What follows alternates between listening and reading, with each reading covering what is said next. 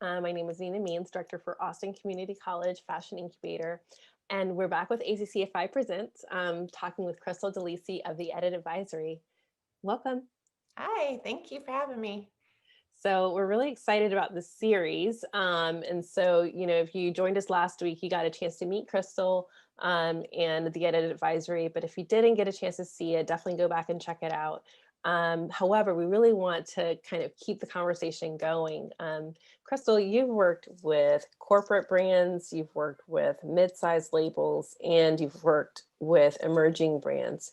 What are your favorite things about working with each of those groups? Well, the corporate mid-sized, I know that, that's where my experience is from. So that feels very familiar to me. But with the individual brands, it's giving them a different kind of information. It's teaching them, coaching them. They have usually they're just like so much more like inspiration that they are looking for. And I love working with all types. Like there's one that's familiar and there's one that is exciting because I can help them grow. Um, so yeah, I I love that. I love it. I think that in our industry, it feels like sometimes, because it's so a part of our everyday and it looks like everyone's doing it, we almost take for granted all the things that we can totally do. offer. Mhm. And what you're doing with emerging brands and creatives here in Austin is just phenomenal because they would never get a window in to the real world of what's happening with trend. Yeah. So if someone wanted to initiate working with you, like what would that look like? So people could go on my website. There's a contact button. There's a very short survey that just kind of tells me a little bit more about what you're looking for, and then I'll schedule a call, and then we'll see what sort of services you need, and if we would make a good fit together. And it that's just really that's where you start. That's great. Whenever you're working with like big brands versus the smaller brands, are there kind of like, wins and opportunities or pros and cons to working, with those different segments with the edit advisory? Yeah, I mean, I think for me, my comfort zone because of my background is the corporate and the mid level because I understand, but I shouldn't say that I'm not comfortable with individuals. I actually have a more of a passion for the launchers, the people who have like this passion to start something new, and it's a little scary and this and so I love, I don't know, I love working with all aspects of it. Everyone has like their own unique way, and so you work with one different than the other, right? So it's Absolutely. it yeah, I don't know if there's one that I prefer working with more than the other.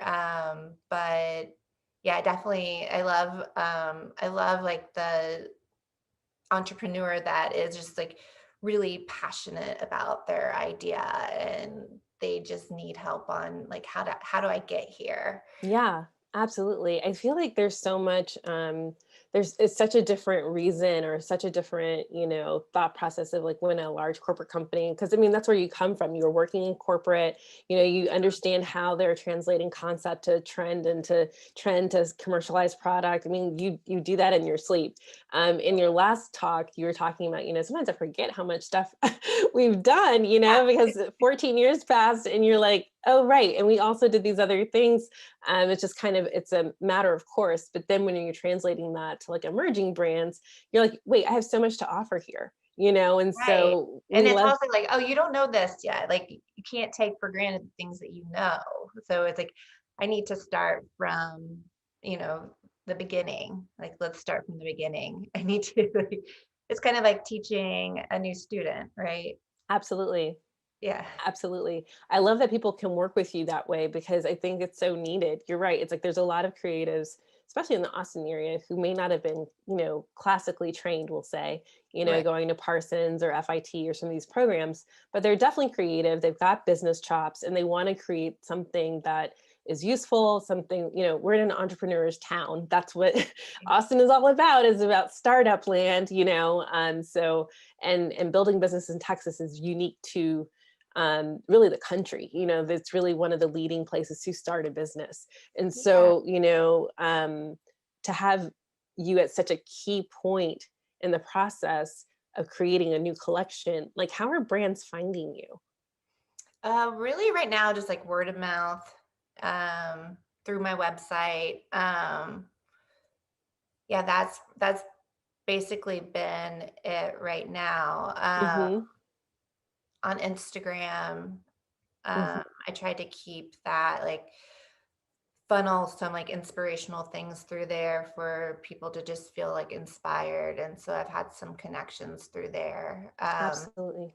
That's also my learning as a new entrepreneur too, is How are you getting that funnel? how Yeah. are you doing this? So, Yeah, no, for sure. I mean, well, the good thing is that, being virtual, it makes it available and visible to everyone. I'm personally on your email list. So get these beautiful emails from you on some of those like new reports that are available to those who are just, kind of meeting your brand for the first time, meeting your mhm. company for the first time, in terms of like I was asking about how they're finding you, but then like if they actually wanted to start working with you, what are some of the things that like how would we do that? Like how would I start working with you as a new brand? Usually just it first starts out with a conversation. So you can go on my website and there's a consultation, like a 30-minute consultation, and really just get to know each other and if we feel like we'd be a good fit with each other. So that's pretty much it. It's not very complicated right now. Uh-huh. It's very frictionless. It's very easy to get a It's easy, chance to like, talk with you. and if I don't have time at that moment to work with the person, we can figure out something in the future, or I can refer them to somebody or whatever it might be. But right now it's very just much of a conversation. To, I don't want anyone to work with me, and I don't want to work with anybody else that I can't like truly help. Mhm. Right. So I don't want to waste anybody's time here. Right. So um, I really like to feel connected to the people that I work with. Really driving value. No, It's that's great. that's important to me. So um and it's not like I'm rejecting anybody. I'm not rejecting people. I think it's a mutual feeling. It's like we're either Mhm. going to be able to help each other and work with each other, or we're not. So Right, right. No, I understand. I definitely feel like a good customer fit is really key. Whenever you've been talking with different brands, I've been really curious. Like, we kind of talked about kind of the various segments that you work with as a business. Kind of how people are finding you, and the large, corporate brands, the mid scale, and then some of these like emerging businesses. But like, whenever you've actually worked with these people, like, can you tell me a little bit about like when people have applied your information or trend information in general to their customer segment appropriately, like, or not? Like I think that one of the learnings here, I think for those who are learning about trend forecasting is like, but how do I use it? What do I do with it? mhm. And I think our conversations like kind of twofold. One is, what kinds of spaces fit in with you, but then what are some of the things that you see, of things that are going great and things that are not going so great whenever people are using trend forecast.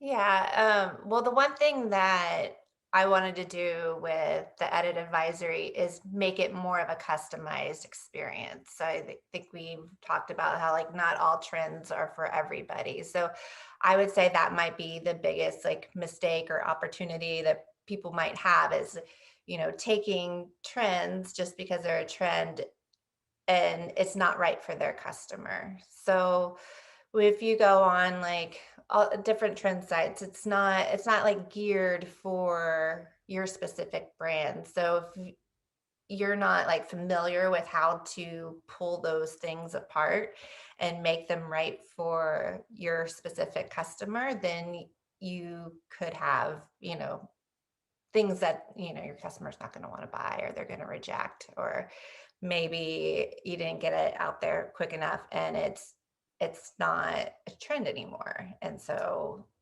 those could be costly mistakes. So, Absolutely. yeah. Yeah, I feel like there's definitely such a careful balance. I tell, like, whenever we're working with our designers in residence, I frequently tell this story about the year I was working with the brand.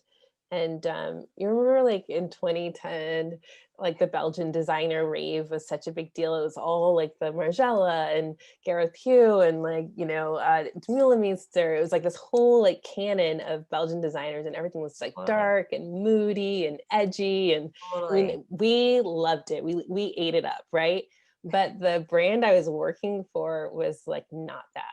They Yeah. were floral and ruffles and print, and it was a Right. very feminine, light, airy brand, and so they were like, oh, but the trend is going towards dark and edgy and Mhm. moody and layers and unisex, and not at all like their customer. And they applied that trend inappropriately that year, and Yeah. it really suffered. They Yeah. they brought it back. They got it back on Yeah. track.